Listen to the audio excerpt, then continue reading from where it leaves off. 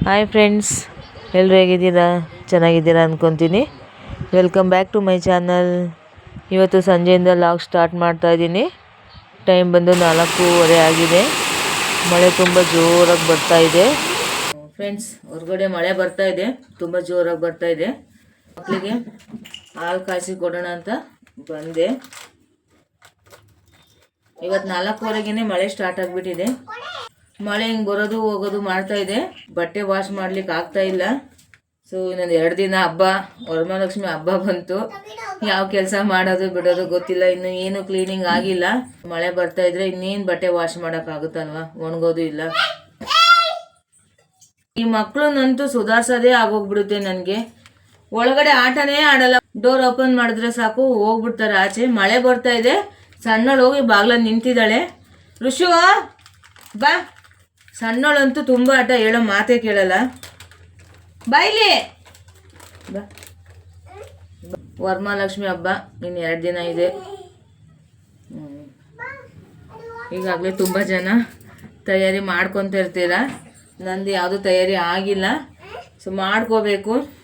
ನಾನು ವರಮಹಾಲಕ್ಷ್ಮಿಗೆ ಏನಾದರೂ ಸ್ವೀಟ್ ಮಾಡ್ಕೊಳ್ಳೋಣ ಅಂತ ರವೆ ಉಂಡೆ ಕರ್ಜಿಕಾಯಿ ಮಾಡೋಣ ಅಂತ ಇದ್ದೀನಿ. 2 ಮಾಡೋದಕ್ಕೆ ಆಗಲ್ಲ ಇವಾಗ. ಸೊ ನಿಧಾನಕ್ಕೆ ಒಂದೊಂದನ್ನೇ ಮಾಡ್ಕೋಬೇಕು. ಸೊ ಇವತ್ತು ರವೆ ಉಂಡೆ ಮಾಡ್ಕೊಳ್ಳೋಣ ಅಂತ ಇದ್ದೀನಿ. ಈ ಮಕ್ಕಳು ಇಟ್ಕೊಂಡು ಏನು ಮಾಡೋದು ಏನೋ ಗೊತ್ತಿಲ್ಲ. ಏನು ಏನು ನನಗೆ ಕೆಲಸ ಇದೆ, ಪಾತ್ರೆ ತೊಳಿಬೇಕು. ನೀನು ಹಿಂಗೆ ಬಂದುಬಿಟ್ರೆ ಪುಟ್ ಮೇಡಮ್ ಅವರು ನಿಂತ್ಕೊಂಡು ಮಾತಾಡ್ತಿದ್ರೆ ಸಾಕು, ಓಡ್ ಬಂದುಬಿಡ್ತಾರೆ, ಎತ್ಕೋಬೇಕು ಹಿಂಗೆ. ಸೊ ಇದೊಂದು ಅಭ್ಯಾಸ ಮಾಡ್ಕೊಂಡ್ಬಿಟ್ಟಿದ್ದಾರೆ ಇವರು.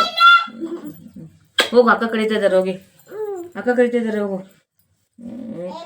ಕೆಲಸ ಇದೆಯಪ್ಪ ನನಗೆ. ಹಾಲು ಕಾಯಿಸ್ತಾ ಇದ್ದೀನಿ, ಆಮೇಲೆ ಹಾಲು ಕೊಡ್ತೀನಿ. ಓಕೆ ಫ್ರೆಂಡ್ಸ್, ಇವಳು ಯಾಕೋ ಬಿಡೋಂಗೆ ಕಾಣ್ತಾ ಇಲ್ಲ. ರವೆ ಉಂಡೆ ಮಾಡ್ತೀನೋ ಮಾಡಿಲ್ವೋ ಗೊತ್ತಿಲ್ಲ. ಇವತ್ತು ಮಕ್ಳು ಹಿಂಗೆ ಮಾಡಿಬಿಡ್ತಾರೆ. ನಂಗೆ ಬೇಡ. ಹೋಗಮ್ಮ, ಆಟಾಡ್ಕೋಗಮ್ಮ ಅಕ್ಕನ ಹತ್ರ. ಹೋಗಪ್ಪ ಪ್ಲೀಸ್. ಟಿಶು ಕರ್ಕ ಪಾಪುನ. ಇಳಿ. ನೋಡಿ ನೋಡಿ ನೋಡಿ ಹೆಂಗೆ ಆಡ್ತಾಳೆ ನೋಡಿ. ಕಾಲೇ ಇಳಿಸಲ್ಲ ಕೆಳಗಡೆ. ನೋಡಿ, ಕಾಲು ಕೆಳಗೆ ಬಿಡೋದಿಲ್ಲ. ಹಿಂಗೆ ಅಂಟ್ಕೊಂಡಿರ್ತಾಳೆ. ಇಷ್ಟು ಕಾಟ ಕೊಡ್ತಾಳೆ. ಇವತ್ತು ರವೆ ಉಂಡೆ ಮಾಡ್ಕೊಂಡಂಗೆ ನಾನು.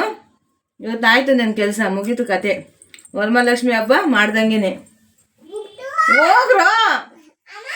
ಸೊ ಬೆಳಗ್ಗೆ ನೋಡಿ ಟಿಫನ್ ಮಾಡಿದ್ದೆ, ಅದು ಕೂಡ ಹಂಗೆ ಇದೆ. ಸೊ ಮಕ್ಕಳು ಮಾತ್ರ ತಿಂದ್ಕೊಂಡ್ರು. ಇವತ್ತು ಹಸ್ಬೆಂಡು ತಿಂಡಿಲ್ಲ, ಊಟ ಮಾಡಿಲ್ಲ. ಇವತ್ತು ಏಕಾದಶಿ ಅಲ್ವಾ, ಹಾಗಾಗಿ ಹಸ್ಬೆಂಡ್ ಉಪವಾಸ ಇದ್ದಾರೆ. ಸೊ ನನಗೆ ಒಬ್ಬಳಿಗೆ ಕೂತ್ಕೊಂಡು ತಿಂಡಿ ತಿನ್ನಬೇಕು, ಊಟ ಮಾಡಬೇಕು ಅಂದರೆ ಆಗಲ್ಲ, ಅದು ಮನಸ್ಸು ಬರೋದಿಲ್ಲ. ಹಾಗಾಗಿ ಅಷ್ಟೊಂದು ತಿಂಡಿ ಹಂಗೆ ಮಿಕ್ಕಿದೆ. ಹಾಲು ಬಿಸಿ ಮಾಡ್ತಾಯಿದ್ದೀನಿ. ಪಾತ್ರೆ ವಾಶ್ ಮಾಡೋದಿದೆ ಇವಾಗ. ಮಕ್ಕಳು ಆಟ ಆಡ್ಕೊತಾ ಇದ್ದಾರೆ. ಅಷ್ಟೊಂದು ಕೆಲಸ ಮುಗಿಸ್ಕೊಂಡ್ಬಿಡ್ತೀನಿ ಈಗ.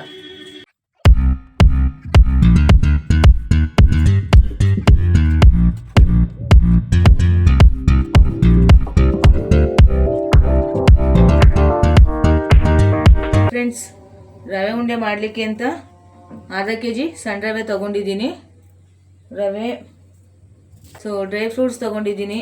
ಬಾದಾಮಿ, ಗೋಡಂಬಿ, ದ್ರಾಕ್ಷಿ, ಸಕ್ಕರೆ ತೊಗೊಂಡಿದ್ದೀನಿ. 1 ಲೋಟ ಹಾಲು ತೊಗೊಂಡಿದ್ದೀನಿ. ಹಾಗೆ ತುಪ್ಪ ತೊಗೊಂಡಿದ್ದೀನಿ. ಇವಾಗ ರವೆ ಉಂಡೆ ಮಾಡ್ಕೊಳ್ಳೋಣ.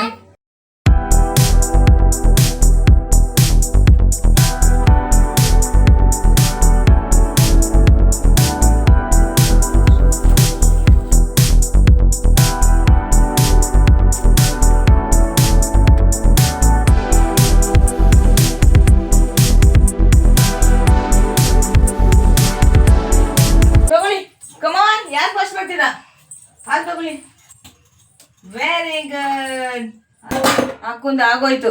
ಅಕ್ಕ ಹಾಲು ಕುಡ್ಬಿಟ್ರು. ನೀನೇ ಇವಾಗಿರೋದು, ಕುಡಿ, ಬೇಗ ಬೇಗ ಕುಡಿ. ಫ್ರೆಂಡ್ಸ್, ಫೈನಲಿ ರವೆ ಉಂಡೆ ರೆಡಿ ಆಯಿತು.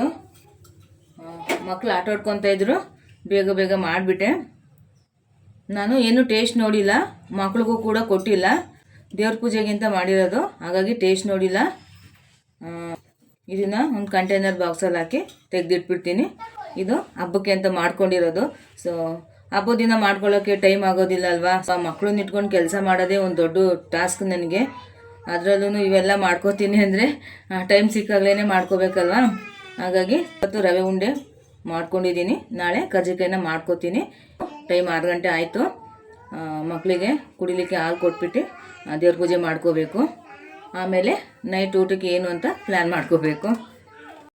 ಬೀಟ್ರೋಟ್ ಚಪಾತಿ ಮಾಡೋಣ ಅಂತ ಮಾಡ್ತಾಯಿದ್ದೀನಿ. ಈ ಥರ ಮಾಡಿದ್ರೆ ಮಕ್ಕಳು ಕೂಡ ಇಷ್ಟಪಟ್ಟು ತಿಂತಾರೆ. ಮಕ್ಕಳು ಹೆಲ್ತ್ಗೂ ಕೂಡ ತುಂಬ ಒಳ್ಳೆಯದು. ಸೊ ಬೀಟ್ರೋಟ್ ಚಪಾತಿ ಮಾಡ್ತಾಯಿದ್ದೀನಿ ನೈಟ್ ಊಟಕ್ಕೆ.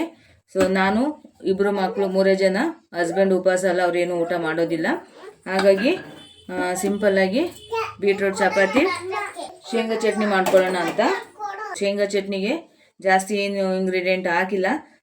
ಬೆಳ್ಳುಳ್ಳಿ, ಕಡಲೆ ಬೀಜ, ಕೊತ್ತಂಬರಿ ಸೊಪ್ಪು, ಪುದೀನ, ಸ್ವಲ್ಪ ಕಾಯಿ, ಹಾಗೆ ಒಣಮೆಣ್ಸಿನ್ಕಾಯಿ ಹಾಕ್ಕೊತಾ ಇದ್ದೀನಿ. ಮಕ್ಕಳು ಜಾಸ್ತಿ ಖಾರ ತಿನ್ನಲ್ಲ, ಹಾಗಾಗಿ ಮೆಣಸಿನ್ಕಾಯಿ ಕಡಿಮೆ ಹಾಕ್ಕೊಂಡಿದ್ದೀನಿ.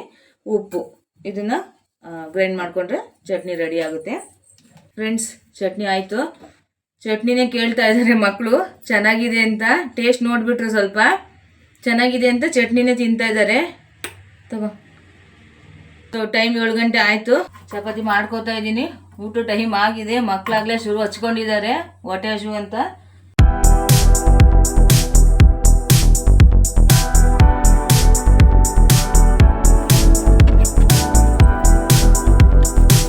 ಮಕ್ಕಳಾಗಲೇ ಬಂದುಬಿಟ್ವು ಹೊಟ್ಟೆ ಹಸು ಅಂತ. ಇಬ್ಬರು ಆಗಲೇ ತಟ್ಟೆ ಇಟ್ಕೊಂಡು ರೆಡಿ ಇದ್ದಾರೆ. ಆಯಿತು ತಡಿ ಪುಟ್ಟ, ನಿನಗೆ ಫಸ್ಟ್ ಕೊಡ್ತೀನಿ ತಡಿ. ಅಯ್ಯೋ, ಅರ್ಜೆಂಟ್ ಮಾಡ್ತೀರಾ? ಬಿಸಿ ಇದೆ, ನೋಡ್ಕೊಂತೀನಪ್ಪ. ಪಾಪ ಹೋಗ್ಲೇ ಹಸ್ಕೊಂಬಂದಿದ್ದಾಳೆ. ಈಗ ಎತ್ಕೊಂಡಿದ್ದೀನಿ, ಕೆಳಗೆ ಇಳಿತಾ ಇಲ್ಲ.